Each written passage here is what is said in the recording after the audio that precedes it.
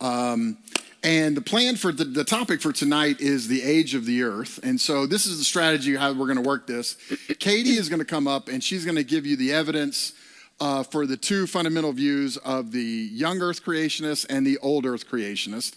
And she's going to give you the evidence from a geological perspective and a little bit from an astrophysical perspective, although she's not an astrophysicist and neither am I, but she is a geologist. So she's gonna lay out the position for both young earth and old earth, specifically from the scientific data, okay? Now, we're not suggesting there's not any other data here. There are biblical arguments to be made. There are philosophical arguments to be made. But tonight, we're basically narrowing our view to the science on it.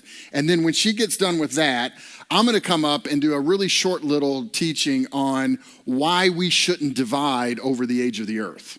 Okay, and so that's the strategy for that tonight. And then after I talk about that, then we're going to open it up for questions. Okay, so with that, Yep. Katie, why don't you jump into it? All right. So, yes, I'm going to try to rewrite the history of the earth in 45 minutes. So I'm going to move through it pretty quickly. And as usual, I'm here till 9 because of youth group pickup. So if you have questions afterwards that I, went over too fast or something, just ask me. But as far as old earth creationism, this is going to be Bible-believing, Jesus-loving people who would say that the earth is 4.6 billion years old, the universe about 13 to 14 billion. Where young Earth is going to be 6 to 10,000. So that's a really big difference, okay? And so, I think the big point, that old Earth people, Christians, would like you to know is they do believe the Bible.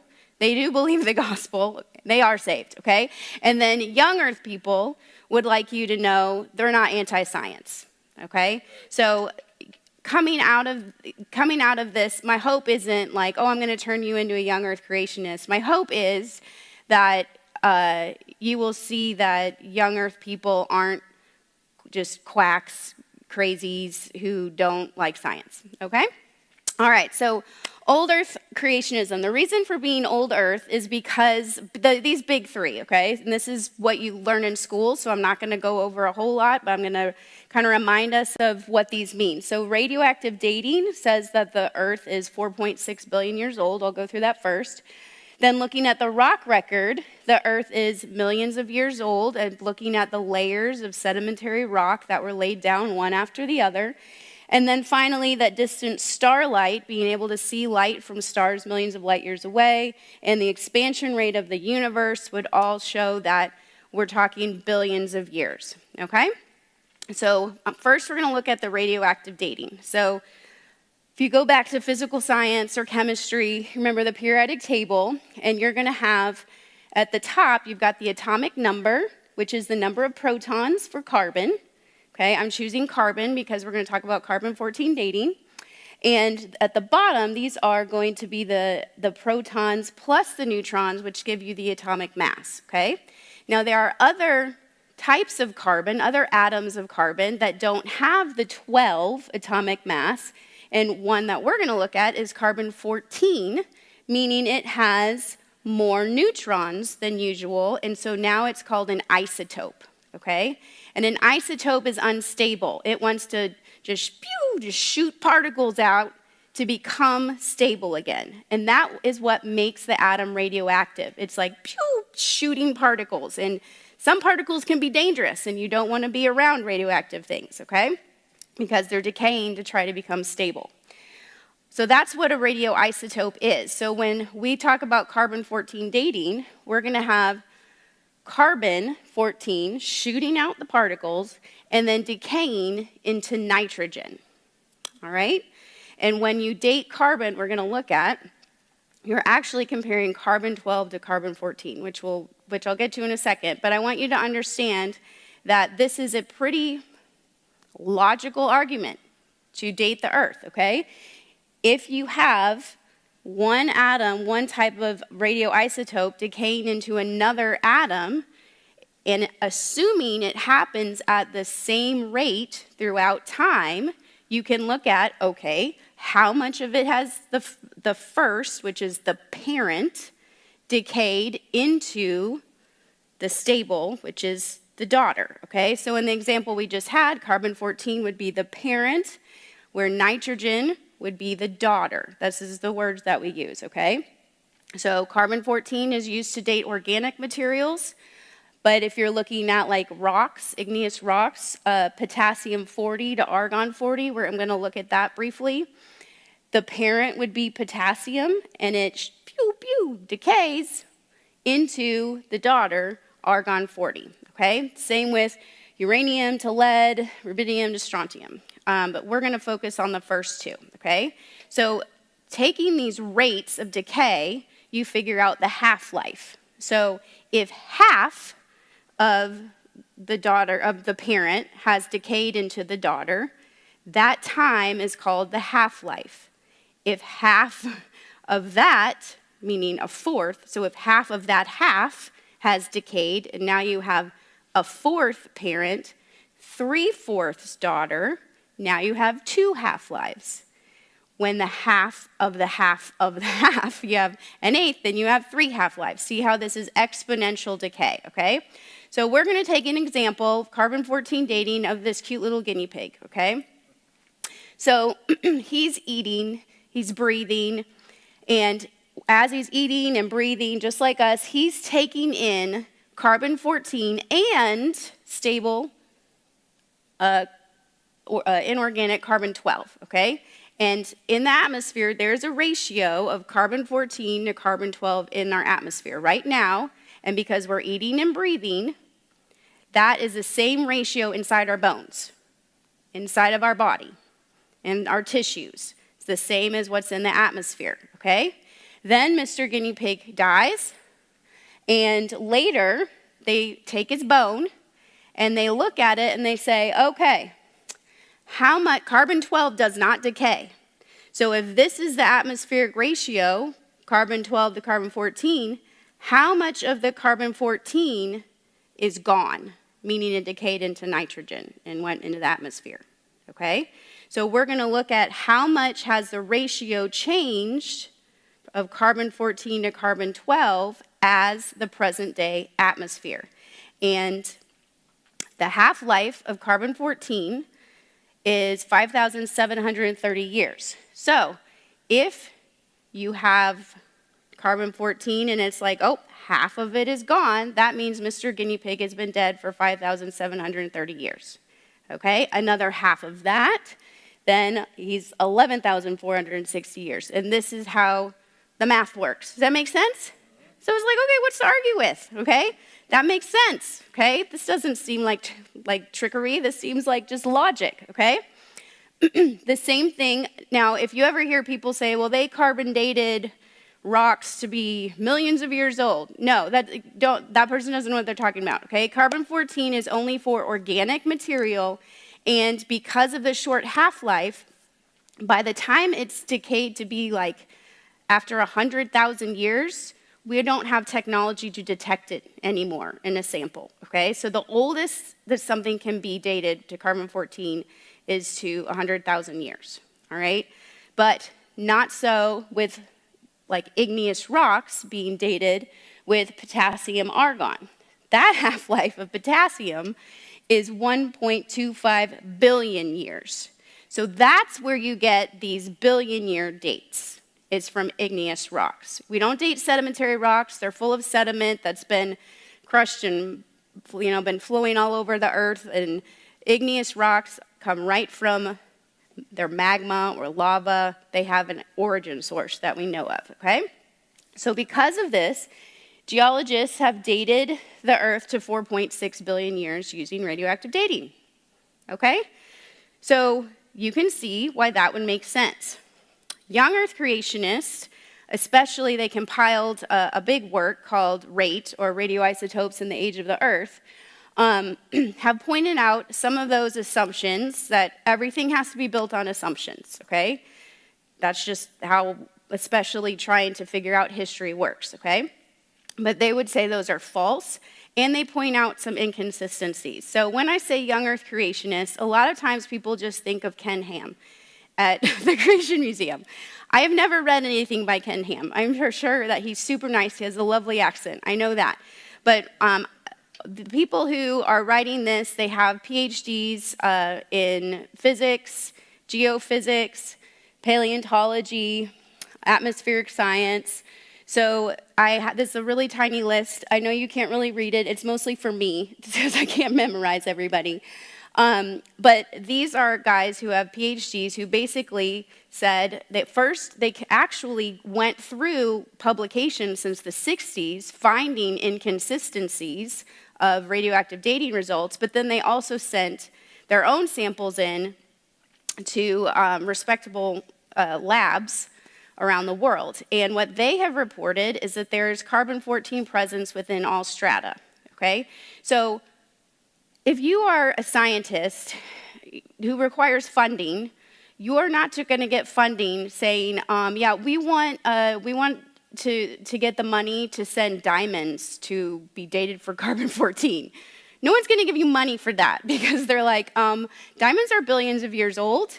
You're not going to have any carbon-14 presence in them because remember how old is the oldest you can get with carbon-14? 100,000, oh good, 100,000 years, okay? No one's going to send in coal, okay? But young Earth creationists, if you've been to the Creation Museum, it's really nice. They get a lot of funding from other young Earth creationists who will give them money to say, yeah, send this stuff to labs, we want to know. So I picked out the ones they sent in, from all like organic material from all time periods, but I just typed, I don't like typing it all out, but I picked the more interesting ones to me would be coal, which is supposed to be millions of years old. All the samples came back with carbon-14 presence. And diamonds, which are billions of years old, also came back to where you have within all of these samples that they sent that are supposed to be millions or even billions of years old, they were given dates by 44,000 to 57,000 years old, okay? So they're sending these to labs where the lab is not affiliated with them. I think they sent mostly to Geochron in Massachusetts. But there have also been secular authors that were like, okay, we're going to show you this doesn't work. And I only know of one paper where they went ahead and dated diamonds, and they also got a presence of carbon-14. So then the entire paper became about how somehow the instruments were contaminated with carbon-14 signals in the background, okay? So another thing that started to be dated would be the soft tissue that's been found in dinosaur bones. So back when I started teaching, only creationists, only young Earth creationists were saying there's soft tissue in dinosaur bones. But now, for over probably like 15 years, that's been an established fact in the scientific community. When Mary Schweitzer first, she didn't back down. They were like, no, those are biofilms, you must not be doing this right. And she was like, no, I am doing it right. And she gave the pushback until in 2011, nobody was really arguing with her anymore. And there's soft tissue, blood vessels in dinosaur bones. How that could survive for 65 million years, well, that's a whole new field of study now. Wow, how can soft tissue be preserved for that long? Even into 2020, there's a Chinese team that reported maybe they were able to isolate and see some chromatin, which is DNA and proteins. So they're like, we're not saying Jurassic Park or anything yet. We're just saying that possibly we might be able to detect DNA as well. But young Earth creationists have been saying there's soft tissue in dinosaur bones for decades. And I just want to include this because I think it's really cute and comical. But there's a paleochronology team of just like misfits. They sound like a collection of like those bank heist movies where they're from all different, have their own different roles. But you've got the French atomic physicist, the Polish population genetics professor, the Belgian mineralogist, and some American paleontologists. Anyway, Hugh Miller was the lead in this. And on his website, he'd send in like millions-year-old stuff, including dinosaur bones, which is what I'm focusing on right now. And then he would he would scan and post the actual, well, what started with snail mail, because they did this since like 1989, okay? And then it became emails, and I don't have all of them here. There's just like 3 of them, but they actually showed these are the lab reports. Here's the invoice. This is the date that we got on these dinosaur bones. And I know this is a really big chart, but basically, it's very tiny and you cannot see it, but I was not going to type all of those out for you. I'm sorry. I'm just going to tell you that there are dinosaurs. These are dinosaurs, and in the red, those are all dates between like the 20,000s and 30,000s BP, which means before present. So they were getting these carbon-14 presents, these young dates from these labs, and this is where it gets really cute. The gig was up in 2014 when the lab sent a letter and said, we found out what you've been sending us. We know they're dinosaur bones now, and we're sending this one back. Don't send us anything else anymore. They're like, we're not going to go with you. We're not going to support your anti-science agenda.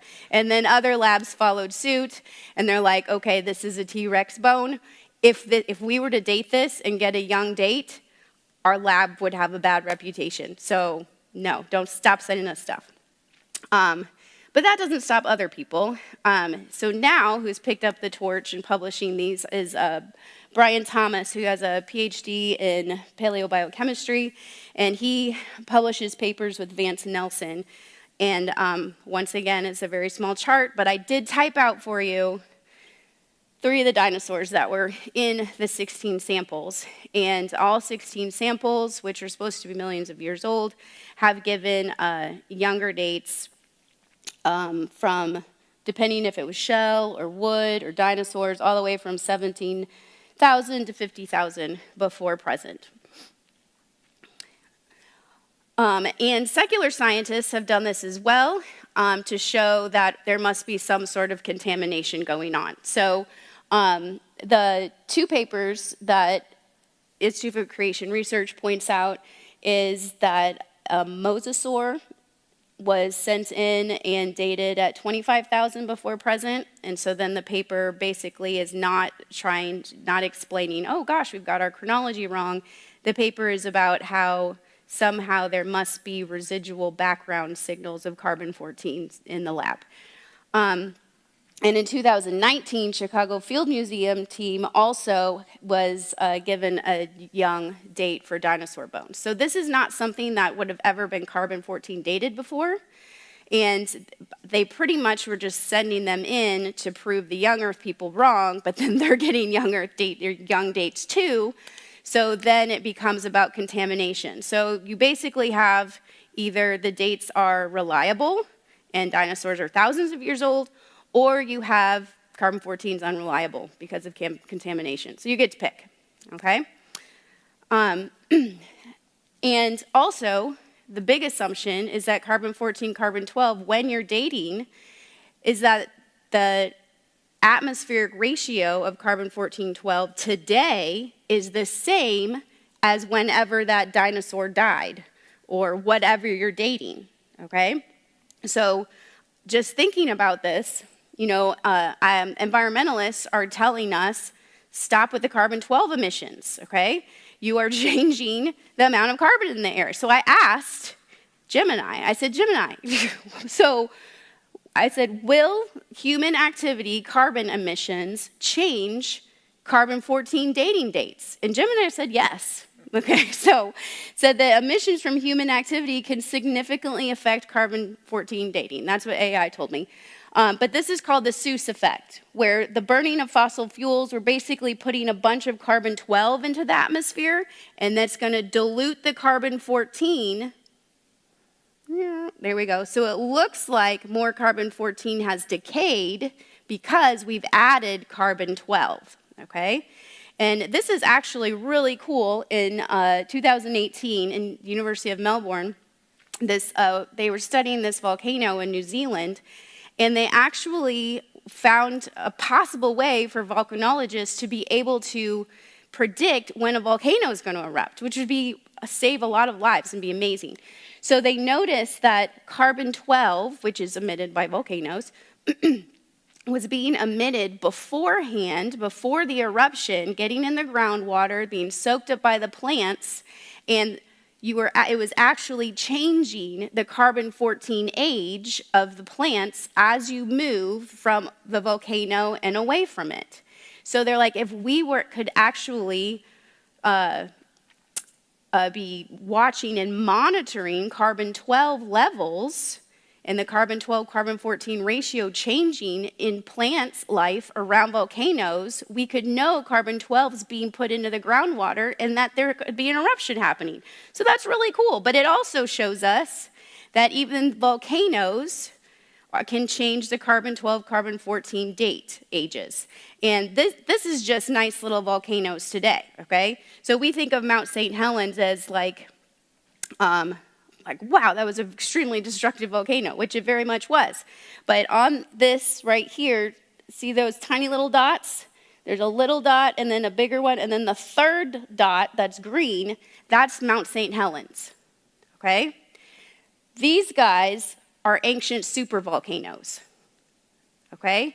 So if just that little New Zealand volcano can change carbon-14 dates up to 400 years around it of plant life, think about the amount of carbon-12 that supervolcanoes were diluting the atmosphere with, and then think, can we really guarantee that today's carbon-12, carbon-14 ratio in the atmosphere is the same, okay?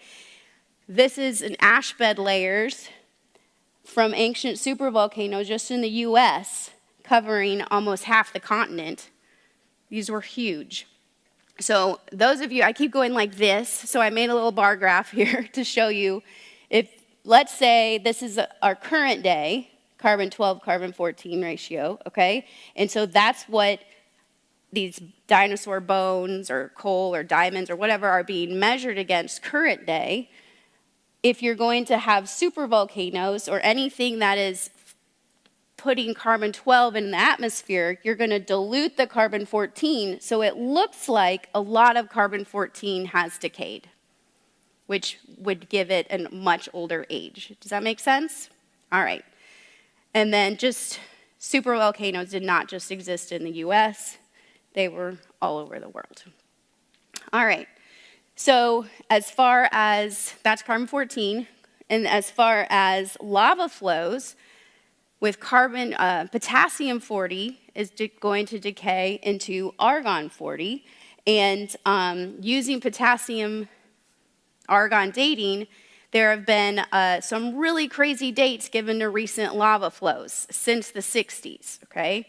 So if you read through these, like, they know that the lava formed in 1800, but the potassium-argon dates were 1.6 plus or minus 0.16 million years ago. That's what MA means, million years ago, okay?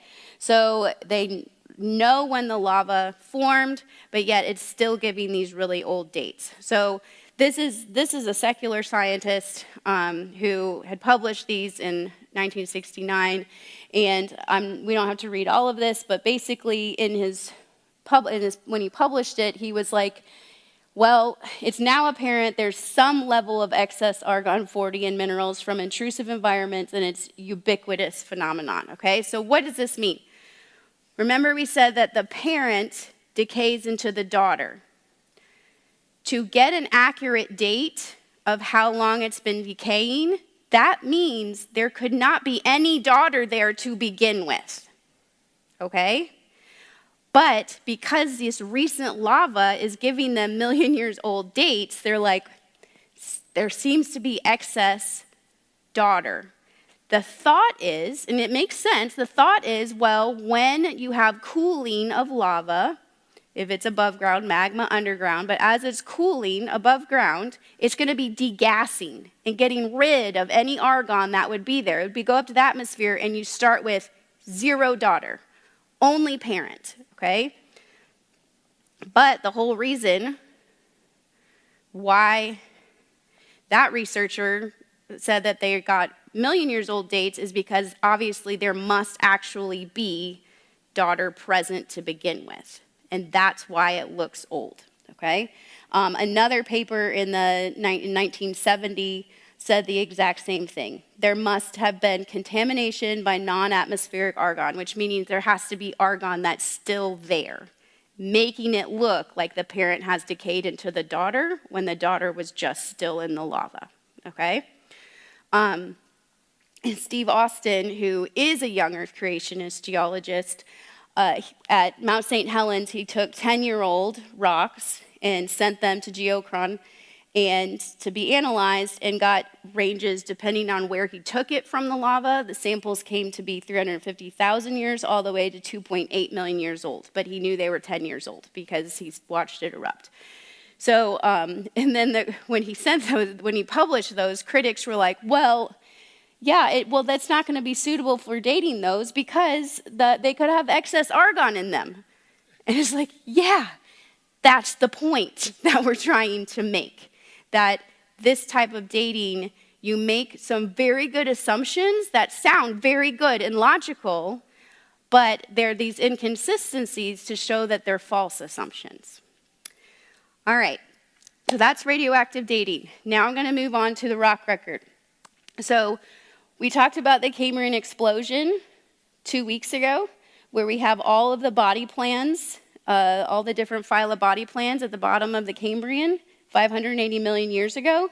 Below that is igneous rock, and then mostly igneous rock, and then above that is mostly sedimentary rock. Now, obviously, there are volcanoes going off, and we have different igneous deposits, but it's made of these layers, okay, and often cross-continental, these layers of rock, of sedimentary rock.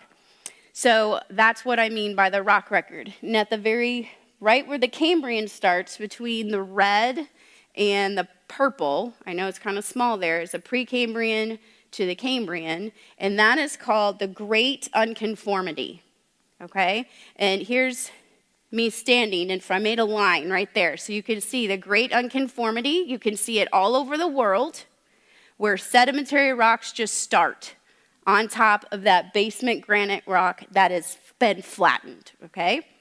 And so this is in Manitou Springs, Colorado, but you can see it in outcrops wherever erosion has happened. You can see it in outcrops all over the world. So the old Earth view, and the view that I was taught when I got my geology degree, the mainstream view would be that the sedimentary rocks were deposited slowly, well, all rock, but we're just looking at that sedimentary rock record, was deposited slowly over 580 million years, one layer at a time, okay? So this is called a law of uniformitarianism, okay? And it's the first thing you learn when you take a principle in like your Geology 101. They're like, here you go. You're going to view everything through uniformitarianism. Everything happens slowly at the same rate it does today. You see rocks eroding by the river? They've always eroded by the river at that rate. You see the river depositing, a lake depositing sediment? They've always deposited at that rate. And they deposit one layer at a time. This is the law of superposition. So geologists picture the oceans coming up over the continents back and forth slowly over millions of years, because sedimentary rock forms when sediment, either sand or silt, mud, or maybe lime precipitating, chemicals precipitating, but when sediment settles out of water. That is how sedimentary rock forms. So you have to have the water over the continent, okay? So sometimes people will say like, oh, well, you know, the fossils at Falls of the Ohio, that's obviously Noah's flood. The ocean was here. It's like, geologists say the ocean was here. So the geologists would say that all the limestone we have here in our karst topography in Kentucky was made from in a deep ocean environment over Kentucky. No one argues with that, okay?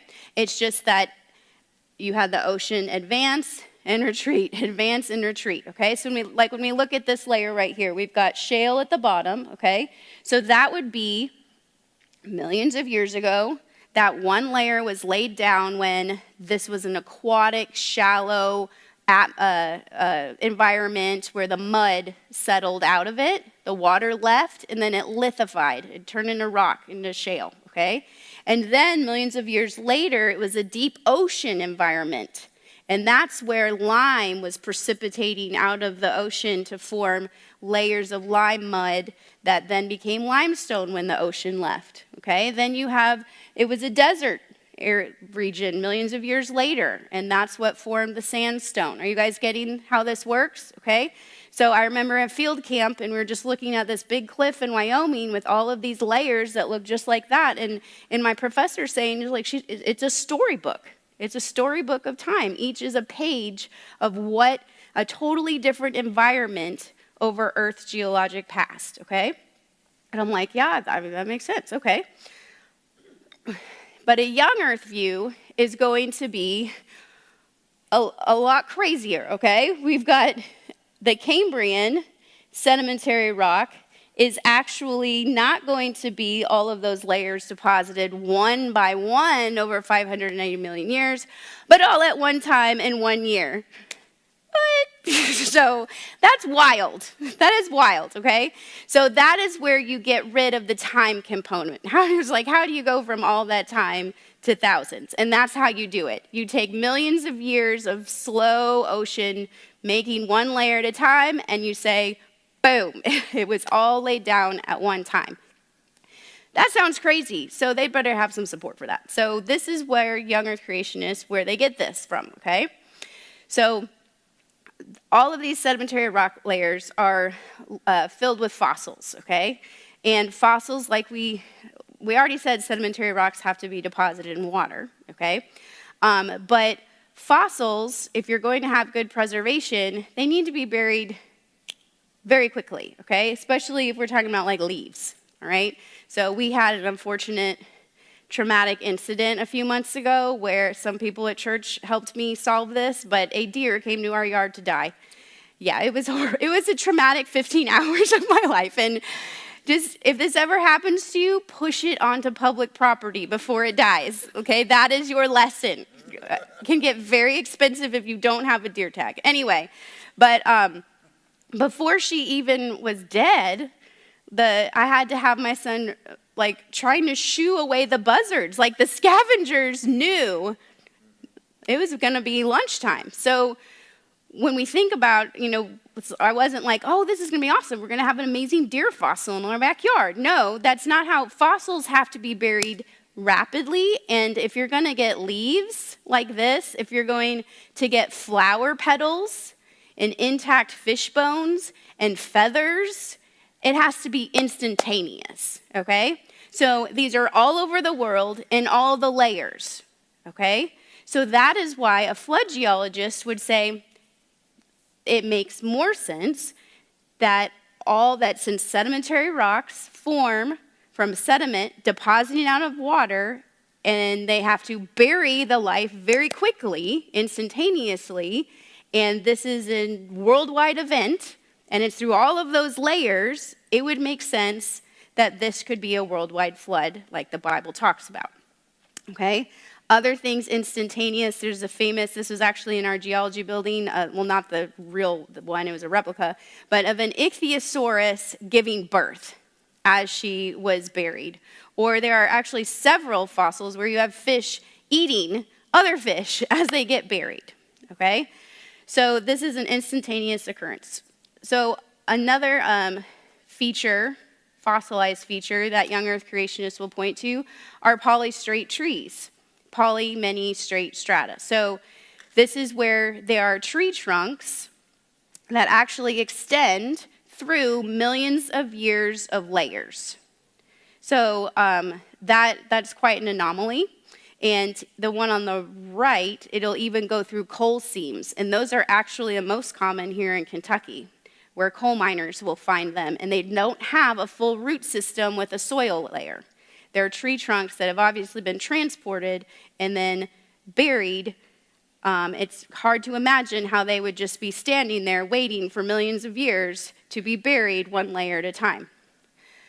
Another thing are going to be the flat boundaries between these layers. And this is one that I noticed in field camp when we were in Wyoming, but I didn't want to ask in front of everyone because then I would be the stupid one because I'm like, I should know why. Like, we were looking at these layers, and that boundary, that flat boundary between the sandstone and the shale, this is in the Grand Canyon though, this is not the one from Wyoming, but it's all over like this, and all the rock column. It's like, how is that 5 million years of erosion? Like, how is it totally flat? And I remember thinking that and just like, I don't want to look stupid. I'm not going to ask. But that's before I had read any type of flood geology. And when I did, I was like, oh, okay, I'm not dumb. This kind of other people have this question as well. So especially this is shale below, okay? If you have mud exposed to millions of years of erosion, and in these layers, there is zero bioturbation. There are no burrows. There are no worm burrows. There are no insect burrows. There's nothing going on in that mud, okay? That doesn't make any sense. To have it's a perfectly flat, like a surface, to say that's 5 million years of erosion of mud and then lithified mud, shale. But then also to say during that time before it lithified, no creatures ever crawled in the mud, because that's one of the first things that happens to mud. It looks like Swiss cheese, okay? So that looks a lot like those were both deposited at the same time.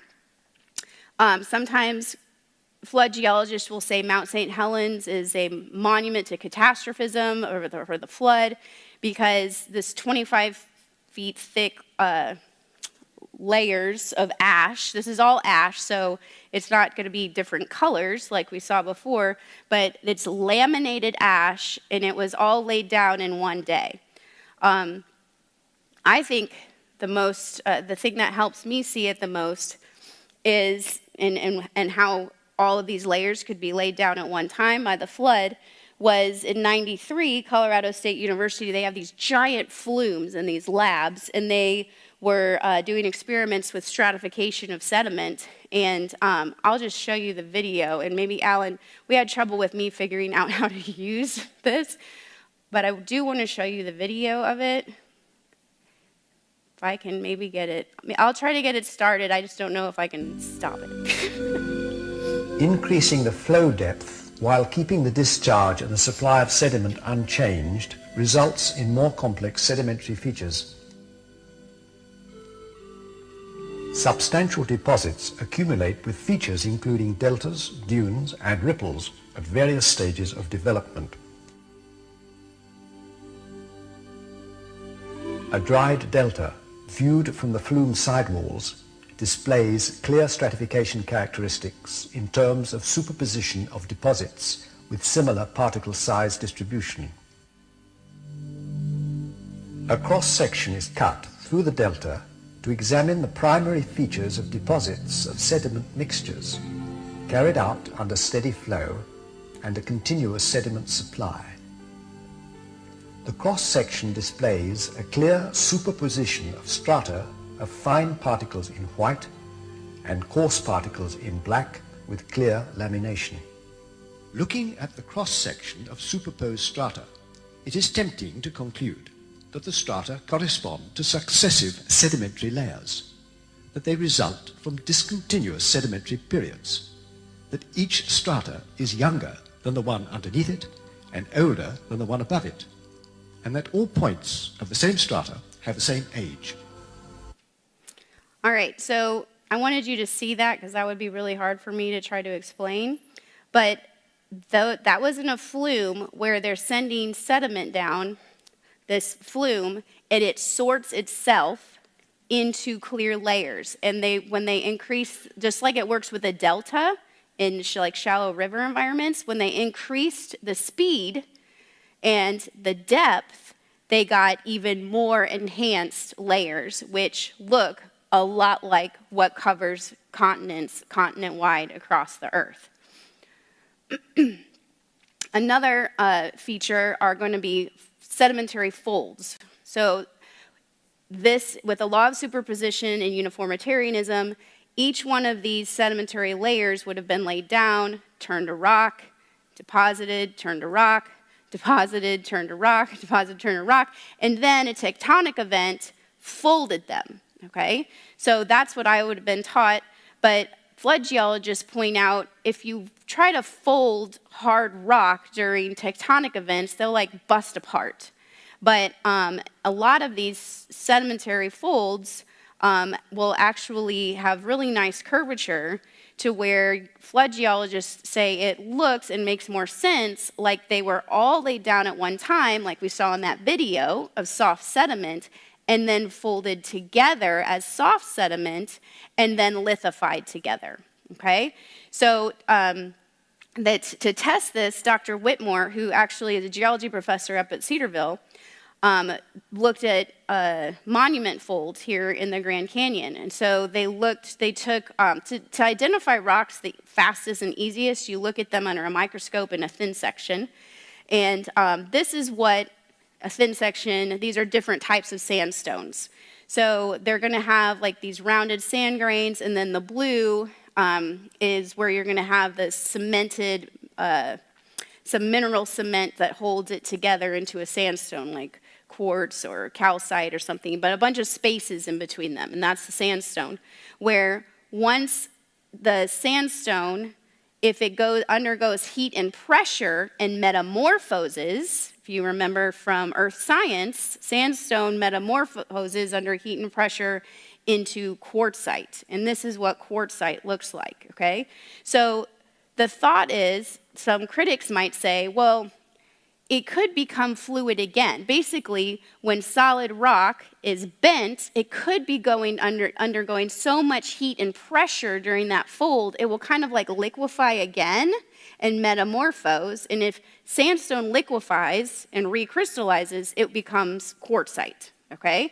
So they wanted to test, Dr. Whitmore wanted to test and say, okay, has the sandstone undergone heat and pressure and then liquefied and then recrystallized, and that's why it's not all busted up, okay? But when they looked at the thin section samples of in the fold and then miles like farther down, away from any kind of wherever any seismic activity or tectonic activity would have been to cause the fold, they both showed it was the same sandstone that had not gone through any heat and pressure or liquefaction to recrystallize, if that makes sense. So folds are another thing. So, okay. All right. So I've shown you these things, and some of you are nodding your heads like, okay, I kind of get these flood geologists may not be as crazy as they sound. But then there's the question, and this was posed to me at field camp. It was at lunchtime. My friend Bert, who was really smart, and he knew I had become a Christian, and he was like, we were looking out like gorgeous view, you know, all these mountains out in Wyoming, and he was like, if there was a Noah's flood, where would the water come from and where would it go? And I was just like, eating my sandwich, just letting Bert talk. I'm like, I don't know. I don't really care. I don't know. But then I didn't actually start reading about any of this till actually I already graduated and I become a teacher, and I was being peppered with all kinds of questions, and which happens when you're a teacher. You have to know stuff. So you guys explain this. It's called catastrophic plate tectonics, okay? And this is just a model, okay? Flood geologists, they're not saying like, oh, this is actually what happened. They're saying this is a model of what would be physically possible to explain where the water came from and where it went, okay? So underneath the continents and the oceans, you guys know, are plates, and that's what we call plate tectonics, how some are moving apart, some are moving together, some are moving like past each other, okay? And at the center of the oceans, that's what we call the mid-ocean ridge. So flood geologists, young earth creationists agree that there is definitely enough evidence to say the continents were once together, and the mid-ocean ridge started, how plate tectonics started, nobody knows, but at the mid-ocean ridge, the plates were pulling apart as then at the ends, the ocean plates were being subducted under the continents, okay? So that's where the mid-ocean ridge runs through the middle of the ocean. So there's only one spot on Earth where it is above sea level. So I just want to include, it was a bucket list last month. I got to walk on between two tectonic plates in Iceland. It was like a big dream of mine. I told my daughter, I made her take like 100 pictures of me, like just walking. I'm like, give me walking here, give me walking here. Anyway, but that is where it's actually a spreading center, pulling apart. And usually it's under the ocean. That's why it's so cool in Iceland. It's the only spot that it's not. But you have the mid-ocean ridge, which I circled in blue right there, pulling, spreading apart. And then a big reason it's spreading is because I circled in pink, there are those subduction zones where the ocean crust, it's more dense because it's basalt, it's high iron. And so when it meets the continental crust, which is more like silica and lighter, it goes under, it subducts under it and melts. Okay, so that is basically what you need to understand, that process, okay? So that is happening. The whole reason I got to walk in Iceland and I didn't fall into the mantle was because it's not happening very fast, right? So the whole idea of a global flood model is that it just happened fast, okay? So you have runaway slab subduction. Runaway subduction, slabs are being pulled faster under the continents, which you've got a lot faster convection of the mantle, and then the ocean crust is at the mid-ocean ridge is pulling apart faster, like really fast, okay? That would then send magma up in through that spreading center. You're going to have all this magma escaping, a lot of it quickly. Right now, this is happening.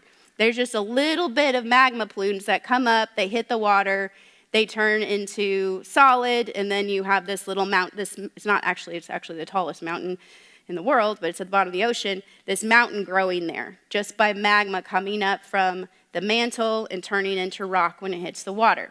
But if it happens super fast, I know you're going to ask me to teach a graphic design class after the slide, but this is the only way that I could figure out how to do this. So it's going to be coming up really fast, going to hit the ocean, and if you have tons of magma coming straight from the mantle of the ocean, it's going to vaporize ocean water. It's basically going to be what a geyser is, but a giant crack of geyser around the whole Earth and all the mid-ocean ridges, okay? Which would be the fountains of the great deep coming up. When the hot vapor goes up to the atmosphere, it condenses, cools, and falls back down as rain, okay? So that would be the fountains of the great deep, and the rain could happen just by plate tectonics happening fast. Then the ocean crust, right now, new ocean crust is being made very slowly at the spreading center at the bottom of the ocean, and it rides a little bit higher. So whenever they draw the mid-ocean ridge, it always goes like this, because the new ocean crust floats higher on the magma because it's less dense, it's still warm, it hasn't completely cooled. And as it moves away, that little conveyor belt moving away, then it will cool and sink back down where the rest of the crust is, okay? What if all of it is new? If all of the ocean crust is going to be new, it's all going to be riding higher and pushing up sea level. And when sea level goes up, the ocean goes over the continents. And that's where you would have mass amounts of sediment and flooding over the continents. That ocean crust is going to be riding high. For whatever reason, plate tectonics slow to their current day. That ocean crust cools down and it becomes more dense and starts to sink lower, and the water goes back into the ocean. Does that make sense? Like just the basics of how that could work. So you have the water, the flood waters retreating through sheet erosion to get features like this, where it's all been swiped clean back into the ocean. You have big puddles left over in basins that get caught in there. That's what we call lakes. Those are the puddles that are left over. And some of those lakes are going to have just natural dams holding them, okay? And when those break, you're going to have the lakes draining through those flood sediments that were just laid down, okay? It took a long time for convincing, but mainstream geology is finally, has finally, but a couple decades ago, finally accepted that the scablands in Washington state were made from a giant ancient lake, dam breaking and running through and carving out canyons, and the giant ripple marks were definitely a big indicator that something like that happened, and that actually the tiny little river that's there did not carve out the canyon. It was from a huge lake outburst that carved out, they call it Lake Missoula, ancient Lake Missoula, that used to exist, and it carved out these canyons and just scoured the land, which they call the scablands now, okay?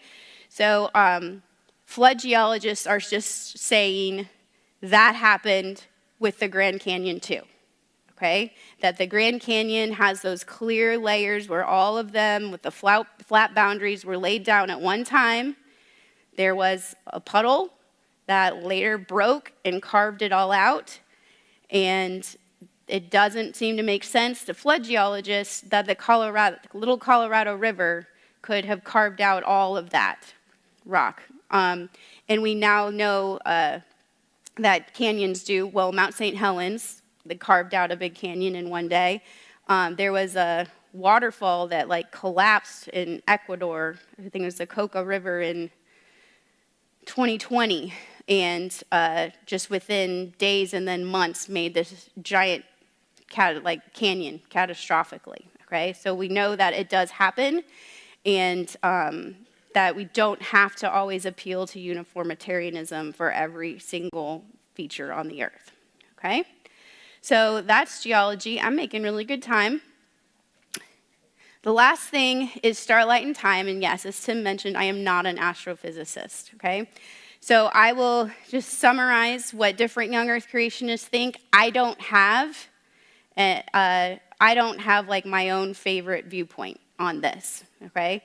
And if someone who knew Hebrew really well in Genesis could even convince me that the universe is old, I would not believe you the earth is young. I would just think flood geology makes way more sense than anything I learned in my degree. But I'm going to go ahead and go through the old earth, young earth viewpoints on this. So light travels, it's 3 times 10 to the 8th meters per second, which in miles is 5.88 trillion miles, okay, in a year. So miles in a year. In science, you have to do meters per second. And that distance, then, how far it can travel in 1 year, is called the light year, okay? So it is an obvious question to say, well, wait, if stars are millions of light years away, that light left that star millions of years ago, and I can see it on Earth, so it must have been traveling for millions of years, and the star existed millions of years ago, okay? So that makes sense. And then if the universe has been expanding at the same rate, we talked about universe expansion 3 weeks ago, and how that shows that there's a beginning. So if it's been expanding at the same rate throughout time, if you put it in rewind, it would take 13 billion years to go back to the beginning, okay? So that is how you get a very old universe. Those are usually the 2 things that are brought up. So there are some things that question expansion rates and just the view that the current view of cosmology. One big problem is the horizon problem, and that is where cosmic background radiation, which is just really stretched out, the oldest parts of the universe on the edges of our universe, that everywhere we look far out, it's uniform. It's all the same temperature. And that's a problem for astrophysicists because the whole idea is, well, the Big Bang started as a singularity and then went and started expanding, and it wouldn't have had time for all of the edges to become reach thermal equilibrium to be uniform together. So to solve this, there are some people who, some astrophysicists believe in the inflation theory, which is where, well, maybe when the universe was smaller, it like did a little mixy, and it got all uniform, and then it went shroom and got big, like that. So if that were true, that would take away quite a time component if you don't have a uniform expansion rate throughout time. Something that's really also, and actually really interesting, that young Earth creationists had some predictions come true with this one. But 3 years ago, the James Webb Telescope was launched, and it was supposed to be way better than the Hubble because it can detect really stretched out redshifted radiation to see deeper back in what old Earth people and old Earth universe scientists would consider time. When you're looking out on the edge of the universe, you're looking back at the very beginning of our universe, okay? So it wanted, basically one of the things they wanted to understand was how galaxies first were born and evolved. It came into being, okay? Where you look when the universe was super young. Actually, Jason Lisle, who is a young Earth astronomer, predicted they're going to send it up and they're going to find completely matured galaxies all the way out there. And that is what they find. It was kind of like the Cambrian explosion, where you'd like, oh, we're going to go find like the first, ancestor that we all evolved from, but really like all the body plans are already there. It's kind of the same thing, where it's like just a big question right now. And massive galaxies with heavy elements in the early universe may have actually grown far more rapidly and efficiently than previously thought, because they're all just there already. I just have a few quotes, like, people aren't like, they're obviously not like, oh, wow, we should all become young Earth creationists now. But they're like, this is going to take a lot of thinking and figuring out. So many processes in galaxy evolution have a tendency to introduce a rate-limiting step in how efficiently gas can convert into stars, yet somehow these red monsters appear to have swiftly evaded most of these hurdles. So these are quotes by people who are involved in interpreting what the James Webb is sending us and then being interviewed about it. So to produce these galaxies so quickly, you almost need all the gas in the universe to turn into stars near 100% efficiency. That is very hard, which is the scientific term for impossible.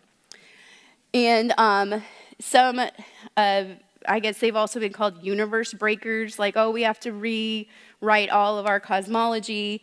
The revelation that massive galaxy formation began extremely early in the history of the universe upends what many of us thought was settled science.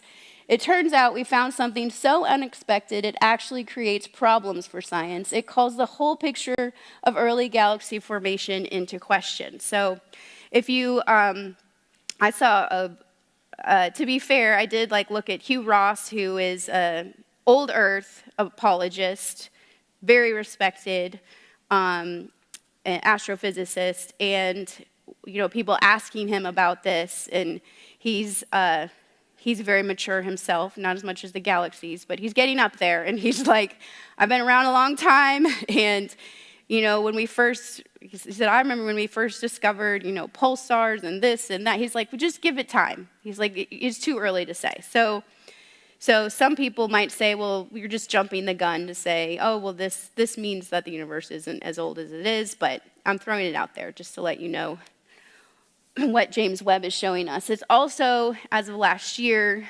discovered black holes that would not have had enough time to accumulate that amount of mass so early in the beginning of the universe. All right, so as far as the starlight in time, there's some different ways to go on this, okay? So a lot of people like time dilation. One, it's fun to think about. It kind of hurts your brain. But cosmological, gravitational, time dilation, basically that the universe is made of space-time, and it's not just space, and then it's actually space-time. So when space is curved, so is time. and that Einstein taught us that time is not absolute when it comes to being in different places in the universe. So this graphic is from Science Click English YouTube.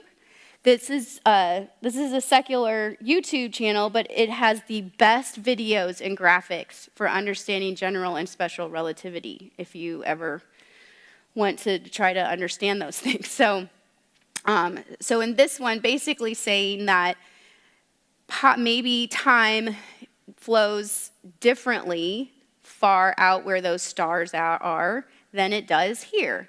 And young earth creationists who hold to that idea drew attention on websites and stuff when 2 years ago it was found quasars found in faraway galaxies tick slower than one born in the later nearby universe with time dilation, making those most distant appear to run 1/5 of the standard speed.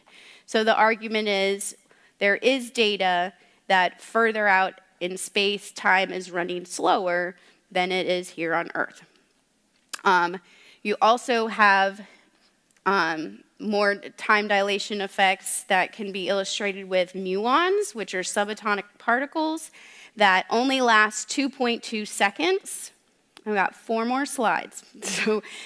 So they only last 2.2 seconds. So if they're coming from space, they're not supposed to make it to the Earth because they would just decay and be gone and not make it through the 15 kilometers of the atmosphere. However, we do detect them hitting the Earth. And the explanation is pretty mind-boggling.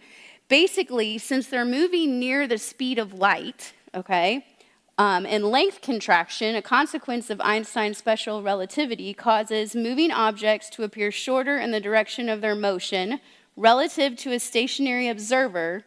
The distance of a muon observes from the atmosphere to the Earth is not the 15 kilometers that we observe, it's only 79 meters. You're like, what? So you can watch videos and things, but basically if you're looking at a spaceship and it's going near the speed of light, Einstein showed us it will appear shorter, okay? So this is just saying that the muons are moving near the speed of light. Well, actually, sorry, the muons are stationary to themselves. The Earth is moving at them near the speed of light. We say they're moving at the speed of light, but the Earth is moving at them the speed of light, and so the atmosphere contracts relative to them, and so they don't have as far to go, and they make it to the Earth, okay? Also, since they're moving near the speed of light, you're going to have the time dilation, where their internal clock, they're going to experience time differently than us, and their internal clock will run slower. So less time is passing, and it's a shorter distance, so they make it to the Earth, where from our frame of reference, they should not be able to do that. They should be decayed already. I know it's very late at night for a discussion like this. You guys, okay. So one could point out, and I also asked Gemini about this, but one could point out that photons, which are light, okay, are moving at the speed of light, and if you're thinking about them kind of like how they explain muons, they don't even experience time, and anywhere they're going would be zero distance. So to us, light is moving at a certain speed, taking a certain amount of time, going a certain amount of distance, like we think about the muons, but to the photon, we're moving at them at the speed of light, and there's no time and there's no distance because they're at the speed of light. Okay? Another proposal, Jason Lyle, who I mentioned before, his argument is we can't even know the one-way speed of light, so that can't be used as an argument. So because we can't synchronize clocks exactly enough, we always have to know the two-way speed of light and then cut it in half and assume the half is the one way. He's like, you know, a physicist could just say, well, no, I think that light travels at infinite speed this way, and then half the speed of light the other way. So that's his argument for that. So these are just, hopefully you glean some things about that young Earth scientists are not. I don't even think they're pseudoscience. That they do love science and they like pointing out inconsistencies and bringing up new questions. So, did you want to share?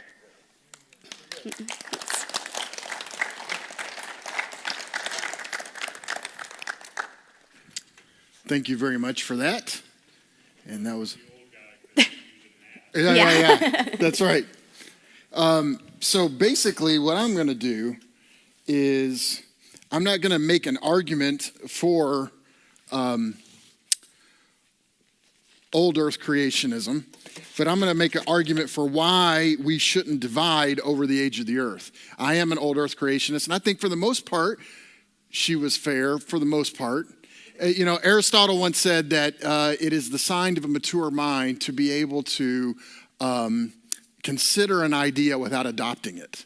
And so I think you did a good job of trying to be fair to us.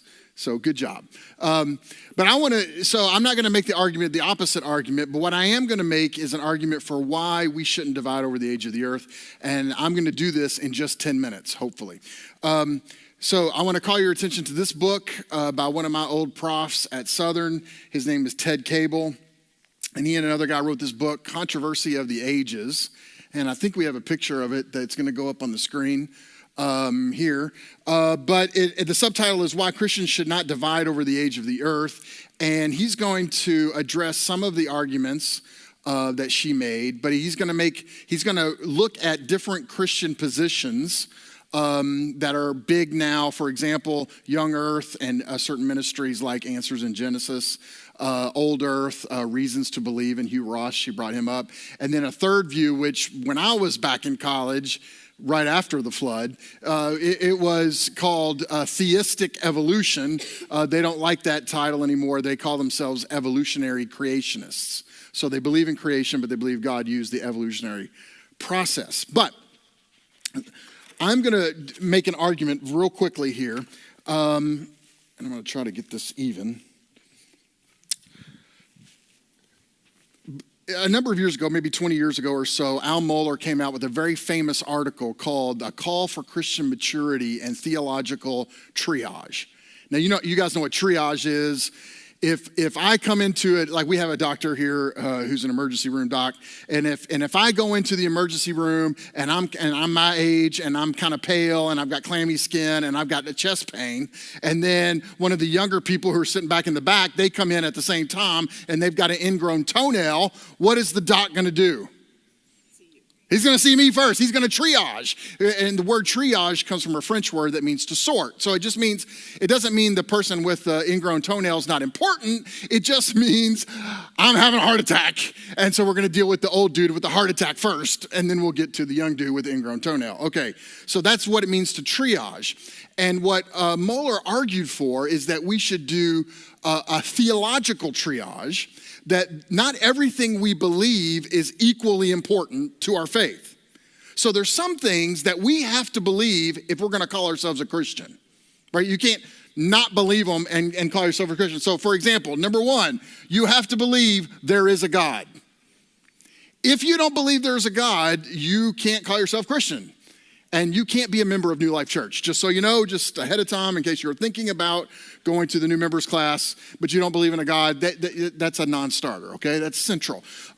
Jesus is the perfect revelation of what God is like. John 1, in the beginning was the Word, and the Word was with God, and the Word was God. Colossians 1, he is the image of the invisible God. Hebrews 1, he is the radiance of God's glory, the exact representation of his being. John 14, Philip says, show us the Father and that'll be enough. And Jesus is like, bro, where you been, man? If you've seen me, you've seen the Father. So Jesus is perfect theology. He is, if you think you know something about God, but you can't find it in Jesus, you have reason to pause at least for a moment. Okay, because he's the perfect revelation of what God is like. This is not negotiable. Jesus is God incarnate, okay? The gospel, this is key, right in the middle here. The gospel is the good news that Jesus is Lord. The gospel of the kingdom is what Jesus talked about. The good news of the kingdom, that Jesus is Lord because of his death, burial, resurrection, ascension into heaven, sending his Holy Spirit. That whole arc is part of the gospel, that when we put our faith and trust in Jesus, we're saved, right? We're not saved by being good enough. That's not the gospel. And so if you have a self-righteous view of the gospel that you're saved because you are good enough, that's a core belief. That's not a Christian belief to say that, okay? So we could go further. Scripture, the authority of Scripture. We can even debate what language we use on that, inerrancy, infallibility, whatever. But if you're going to be a Christian, that's one of the core things. You have to believe in the authority of Scripture. That's a core thing. Okay, but that's in the center here, okay? But there are secondary things that we believe, and we believe them strongly, but they're not a core issue. For example, baptism. You know, what is the appropriate mode of baptism, and who should be baptized, and when and by whom should they be baptized? So we at New Life believe in believer's baptism. We're almost a little Anabaptist on this one, that you follow the Lord in baptism when you make Jesus Christ the Lord of your life, okay? And it's done by another believer. That's the doctrine of believer's baptism. It doesn't have to be an ordained minister that dunks you in the water. That's our view. Now, some people have a different view than that. And we even have people here at church who are like, I'm just more comfortable if one of the ordained pastors performs the baptism. And we're okay with that. That's not what I teach. That's not what I believe, but it's a secondary issue. Okay, another one would be gifts of the Spirit. I am a committed and passionate continuationist. Okay, I believe the gifts of the Spirit are still for today. I am not a cessationist. That's the opposite view, that they've ceased. I'm a continuationist, okay? I believe the gifts of the Spirit continue on. Now, I think that's super important because it affects how I live. However, I don't see that as a core issue. We can both love Jesus. We can both believe in the authority of Scripture. We can agree on all these things in the core, but disagree over this, and I think you're wrong, but that's okay. We can still agree on the core and disagree on something that's secondary. Another one would be eschatology. I think what you believe about the end times is super important. I think it affects how you live every day, actually. I think it affects how you go through hard things in life. I think it affects a lot of things. But I also don't believe it's the core of the gospel. Because, there's people throughout history who believe different things about, for example, the millennium in the book of Revelation. When is Jesus returning? Is it before the millennium? Is it after the millennium? Or is there not even a millennium at all? Right? And there's people throughout history, there's these three views: premillennial, postmillennial, amillennial. And when I teach a course on this, a lot of times students are shocked that a lot of the big names in church history were amillennial. Augustine, Calvin, for the Reformed brothers in the room, Luther, they were all millennialists. For the Catholics in the room, Thomas Aquinas, all millennialist, okay? The revivalists in American history, most of them were post-millennialist. Jonathan Edwards was a post-millennial guy. Charles Finney, post-millennial, right? And most of the early church fathers were all premillennial. I should say fathers and mothers, by the way. They're almost, not everybody, but almost all of them were premillennial. Here's my point. There are people throughout history who loved Jesus, were full of the Spirit, were leading people to Jesus, and they disagreed over their eschatology. But they love Jesus. They believe the gospel. They believe Jesus was the perfect revelation of what God's like. So there are more. I'm just giving you examples because I don't have very much time. Okay. There's also a third level of things that are okay, we can argue about them, we can talk about them, but they're not central to the gospel. Like, this is the one my dad and I debate and have for decades, and the old guy still is wrong. Who wrote Hebrews? Like, my dad feels like he doesn't know anything else in the world, but he knows one thing. Paul wrote Hebrews. And I feel like I might not know anything else in the world, but the one thing I do know is there is no possible way Paul wrote Hebrews. And it feels like anybody who's ever read Paul knows that. But anyway, that's just our thing. And so we have these jabs back and forth, okay? There are other things. And this is where I put the age of the earth, okay? I put it as a tertiary issue. Because how old is the earth? It's like, Even in the data between the people in the young earth creationists, they don't agree on everything, even within their own group. Same thing with the old earth creationists. They don't even agree with, and listen, you want to hear some of the most vitriolic people going after each other. The young earth people, man, they're like, show no mercy. They're their own people. Okay? So here's my point.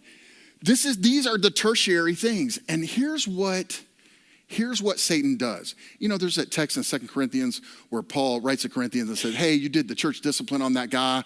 Forgive him and welcome him back into the fellowship, because he says, we are not ignorant of the devil's devices, right? We know what he's trying to do. We know, and there's a play on words in Greek there.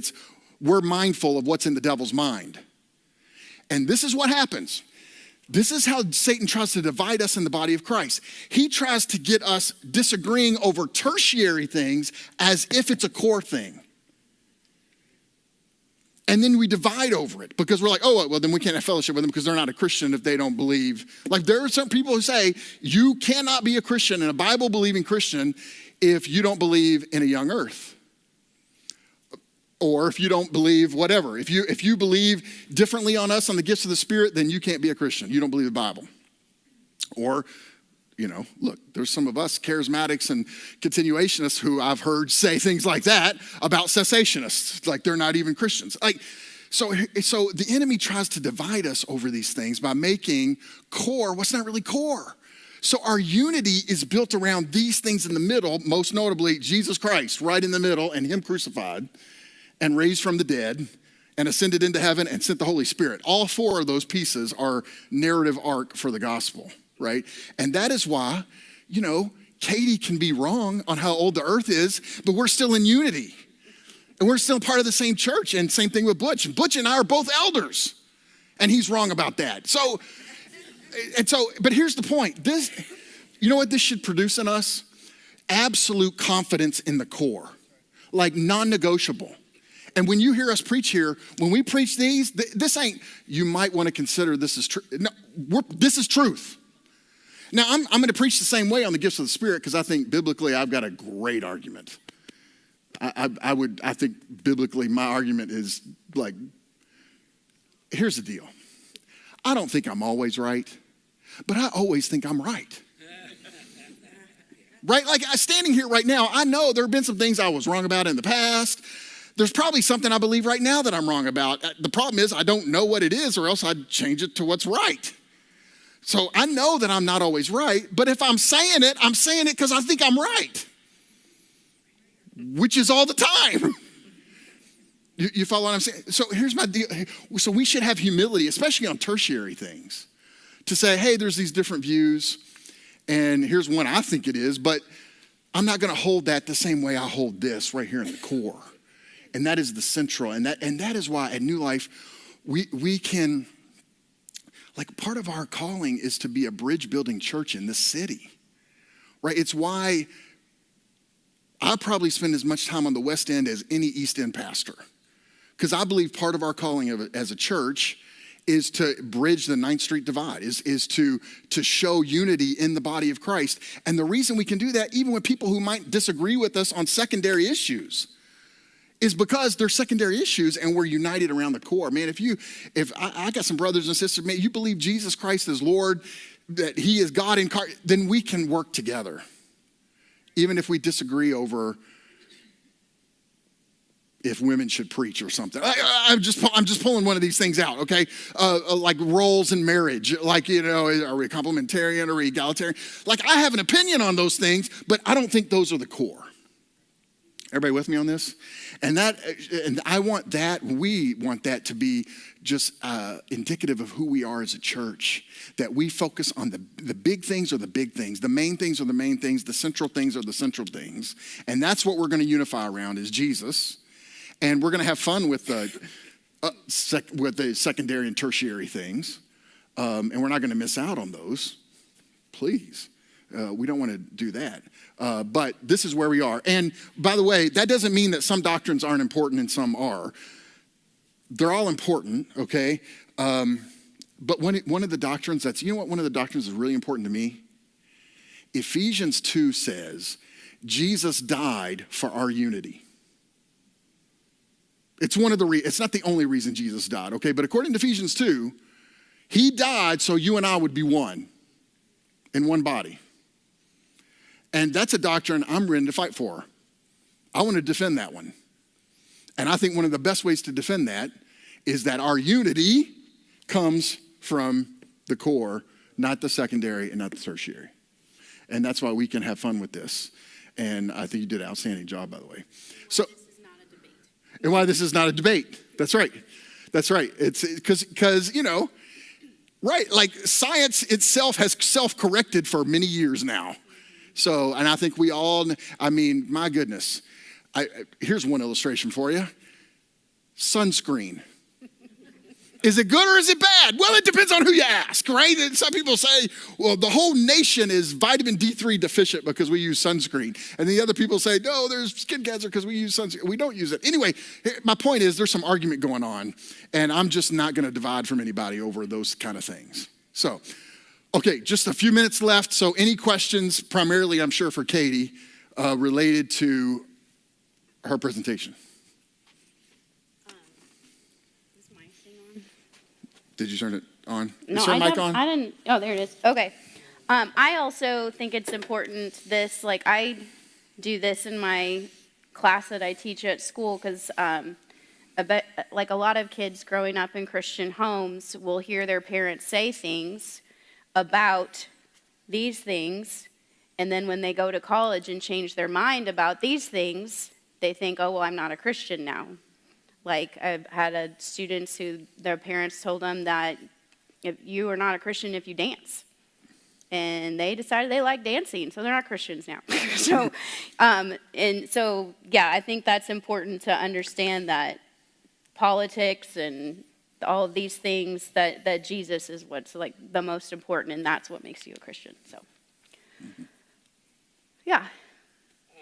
You talked about the divide in the middle of the Atlantic Ocean. Oh, the mid-ocean ridge, yeah. Yes. Have you ever related that to Genesis 10, Peleg? So from what I understand, the Peleg would have been well after, because he would have been after the flood. And I think his name, even I have a slide on this somewhere, not with me, but like in Akkadian, it's like palaku means divided. Like that actual word in ancient Semitic languages means divided. But I think most Bible historians would say that is when the people divided into different clans and nations. Yeah. Talking about the bones and everything. Mm-hmm. How about the woolly mammoth? Yeah. I was wondering if you can bring that back. Yeah, so I didn't go into Ice Age at all because there's just no time. But so in the young Earth chronology would be that there's people don't atmospheric scientists are like Ice Age seems science fiction. How could you get that much snow and then it not melt, and then how would all of this work? And that's when flood geologists and young Earth atmospheric scientists point out, well, if you have those warm ocean waters from that new crust and all of that upwelling from the mantle into the warm ocean, but then you have the cooler continents, that would provide a lot of evaporation and a lot of precipitation, but not a lot of melting, and would actually set something up for like an ice age. And then that's would have been where you have the woolly mammoths later, and they're frozen and preserved, and that's why they're cloning them. Okay, I was wondering if you can bring them back. That's what I mean. That's what they want to do. It won't be 100% woolly mammoth because they have to empty out an elephant egg and put in the woolly mammoth. So it'll have the mitochondrial DNA of an elephant. But yeah, I don't know. That'll be exciting. Yeah, I was wondering. I'm just so curious. Yeah. Woolly mammoth. Yeah. Those tusks and everything. Yeah. You don't have to worry about eye Well, And then we can have a park, and then we can bring back all the diet. It's a great idea. Yeah. Did you have a question? Yeah. I'm not completely missing your point. Yeah. How 14 carbon 14s can decay into a different atom Oh, okay. of 14 nitrogen? Yeah, so the way that radioactive dating works is that it's shooting out particles. So it's shooting out beta, which is basically like electrons, and that's going to lead to it getting more protons and becoming nitrogen. And whenever it has more protons, it becomes nitrogen. But like lead, when uranium-238 decays into lead-206, it shoots out beta, it shoots out alpha particles, which are essentially helium atoms that have protons in them. Every time you have a change in the number of protons, you now become a different element. You have a different name when you have a different number of protons. Does that make sense? Yeah. Another question is, Uh-huh. if half-time life, this is a base of calculating age of the Earth, Mm-hmm. then how, do you have any kind of a formula or general accepted equations? Yes. Simulate that. Yeah, absolutely. Yeah, it's all done like with math. It's very logical on how they get old dates with the radioactive dating using the half-lives. It just depending on what the half-life is. And the way that they figure out what the half-life is using like measure the rate of decay it's happening now, like uniformitarianism. So Geiger counters can actually like measure the amount of particles coming out of the atoms to see how fast it's decaying. And they're like, okay, well, if this happened for this long, then half of the sample would be gone. So that's how they figure out the half-life. So what is the accuracy level of that equation or formula? Well, I mean, it depends on who you ask. Like, my geology professors would say it's completely accurate, and that whenever you get an age that doesn't go with what makes sense, then it's contaminated. Where people who would say it's not reliable would say, it's not that it's contaminated, you're just getting crazy ages at different times because you can't always assume there's no daughter present or that the parent didn't leave the system. I mean, this is an open system. We can't assume it's closed. So you're saying pretty accurate. I don't think so, but he does think so. Yeah, go ahead. Who wrote Hebrews? Okay, sorry. No. Ruth's You're running dad? the table now, bro. Yeah. I want to piggyback on that. You Okay. did a great job on Thanks. radioactive. And I'm old, way before the internet, I heard people say, oh, carbon dating, and laughing about, we sent them a piece of wood and they said it was a million years old. And I never trusted that. But is your takeaway on, and I think you just answered it, is your takeaway on radioactive dating that it's not reliable? Yeah, I personally don't think so. Just because there's obviously excess argon that's already in the lavas that are giving recent or million-year-old dates or recent lavas. And I like to listen to environmentalists. I want to take care of God's creation. And so I don't, when they're saying like we're changing the carbon-12, carbon-14 ratio, that tells me, well, we can't assume the carbon-12, carbon-14 ratio has been constant through millions of years when it's already changing since we invented cars. So, and obviously volcanoes change it. So, but that's what we compare the organic matter to the current day ratio. Yeah. Your idea of magma being forced up into the atmosphere, condensing and causing flooding, is that published? Oh yeah, so that is called the catastrophic plate tectonics.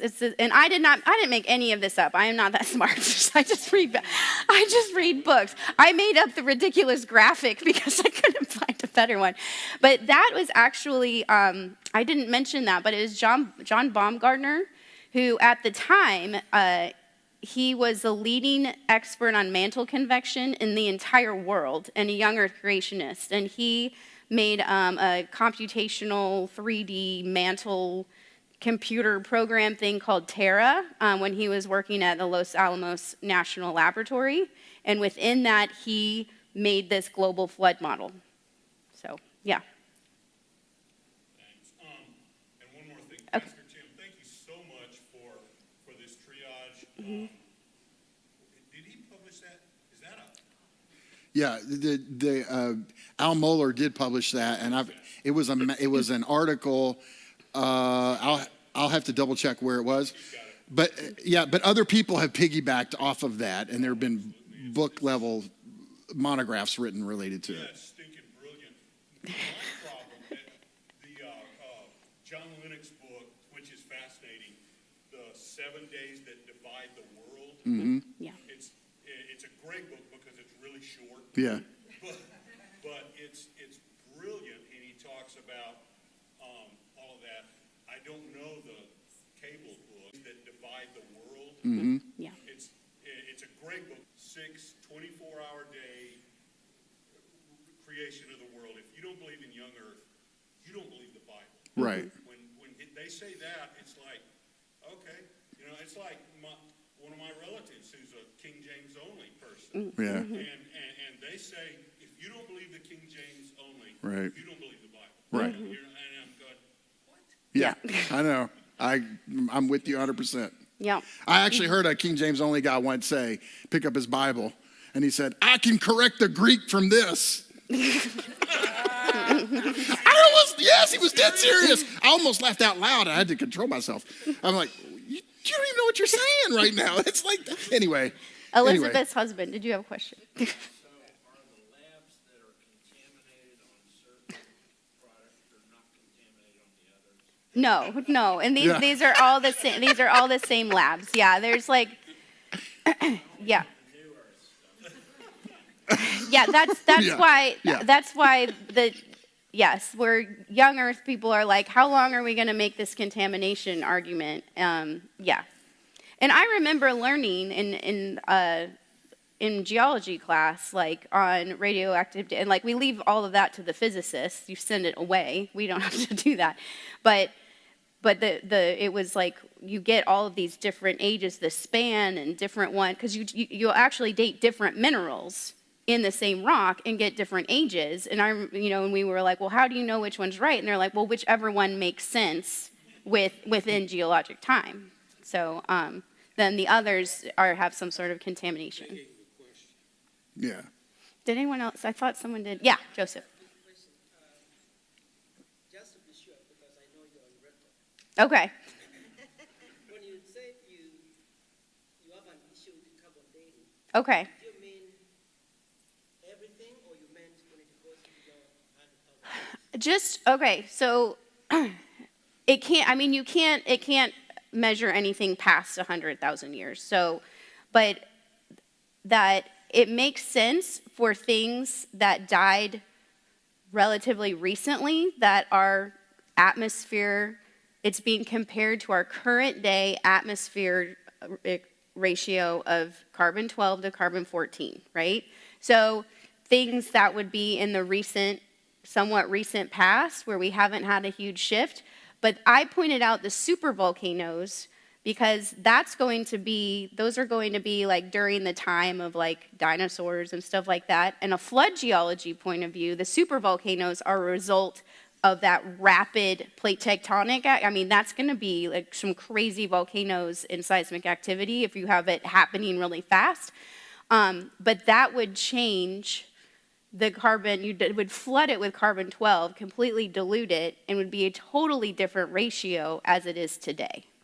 So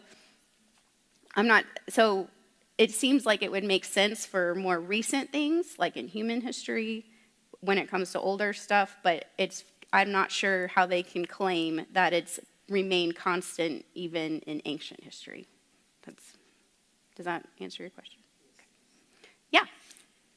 So this is less of a question, but kind of adding on to what you were talking about with the issue of soft tissue and fossils, and talk about Jurassic Park. Mm-hmm. I was reading a report most recently talking about how they took the soft tissue DNA from a dire wolf and then went into the genetic makeup of a gray wolf, which is very similar, and they edited the genes to match. Mm-hmm. And then used a dog as a surrogate mother and basically recreated.